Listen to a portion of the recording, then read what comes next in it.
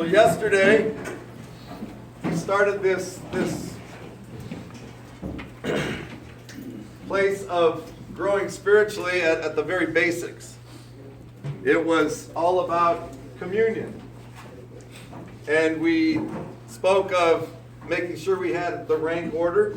And it was all about us being willing to be connected to the vine, which is Jesus, and obedient to the gardener, who is God the Father. And today we're going to continue in John 15. We're going to read verses 9 through 17. And then we'll continue our study in what we're going to call community. So we're going to go from communion to community.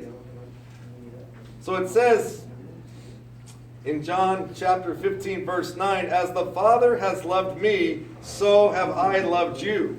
Now remain," remember that word from yesterday, "remain in my love. If you keep my commands, you will remain in my love, just as I have kept my Father's commands and remain in his love. I have told you this so that my joy may be in you, and that your joy may be complete. My command is this: love each other as I have loved you. Greater love has no one than this, to lay down one's life for one's friends." And this is such a key verse right here, 14. "You are my friends if you do what I command. I no longer call you servants, because a servant does not know his master's business. Instead, I have called you friends, for everything that I learned from my Father I've made known to you. You did not choose me, but I chose you and appointed you so that you might go and bear fruit that will last. And so whatever you ask in my name, the Father will give you. This is my command: love each other." You know, let's go back to Jesus talking to the disciples here. Again, they're in the upper room. It's not going to be too long before he's arrested, tried, and crucified. And I'm sure during this time, up in the upper room, there's a lot of confusion. You know, Judas has just basically gone to betray Jesus. And Jesus is talking as if this is the final discourse to his disciples. But think of the disciples at this time. I mean, look at all the things they've been through together with Jesus for the past 3 years. The miracles, but there's also been some, I'm sure, some shaky times where it looked like that might be the end. But it wasn't yet Jesus' time. But the disciples in their minds, I mean, I don't know, but I always think, you know, their mindset must have been, you know what, we've been through all this before. We're okay. We'll come through. We always do. Jesus will find some way, and he's told us he's going to die before, but, you know, or to set up a kingdom. Maybe this is the time that earthly kingdom is going to come. But you almost have a sense that he's pleading with the disciples to truly understand what's going to take place. And he's here in the upper room. Now he's talking about these first couple of verses about loving. The love that goes from the Father to the Son, and now he's passing that love on to his disciples. You know, one of the things that tells me that maybe the disciples didn't think it was going to be such a bad situation is that when they went out to the Garden of Gethsemane, didn't a couple of them just fall asleep? You know, and he had to go wake them up 2 or 3 times. So again, they're in this mindset, okay, Jesus, we've heard this before. Yeah, we know that it's going to get tough, but you always pull us through. Well, what he's trying to do now is truly warn them as to what really is going to take place. And within 24 hours, they're not going to have him physically anymore, and their lives are going to be changed. So he's trying to give them this discourse about loving, the love that God has shared with him, that he shares with others. Now then he gives that great command: love each other. And Jesus says, "You are my friends if you do as I command. I no longer call you servants, because a servant does not know his father's business. Instead, I have called you friends. And in just a few hours or a day or so, they are going to be forced truly to be community. Yesterday we talked that we can't start bearing fruit without being connected to the vine. But then the next command is that we love each other, which I'm taking to mean that we have to work in community. Now we here already in Power Ministry have been a great show of community. You showed that yesterday all yourselves. You were out on the jobs. You know, some of you had never met each other until the day before. Some of you hadn't been connected for over a year, and you came together as community. So back in the disciple situation, they were going to be forced into community very quickly. And as we see, it didn't start as community very quickly. I think we're told that the disciples scattered because they were afraid once the arrest took place and they realized that Jesus was now in the hands of other people, and the outlook didn't look too good for them. But they quickly rebounded, and they got that sense of community, and Pentecost came, and the rest is history. But what about us? What about us? First of all, Jesus says we are his friends. I mean, that's got to be the most comforting thought there is. If you have accepted Jesus as your Lord and Savior, and you are attached to the vine as one of the branches, being a friend of Jesus has got to be the most calming, peaceful, enjoyable thing that there can be. But what he says is, then he says, love what? One another. So we're called to be in community. We are better together. Let me ask you this though, and again, self-examining questions. Who are your friends? Who would you consider to be your friends right now?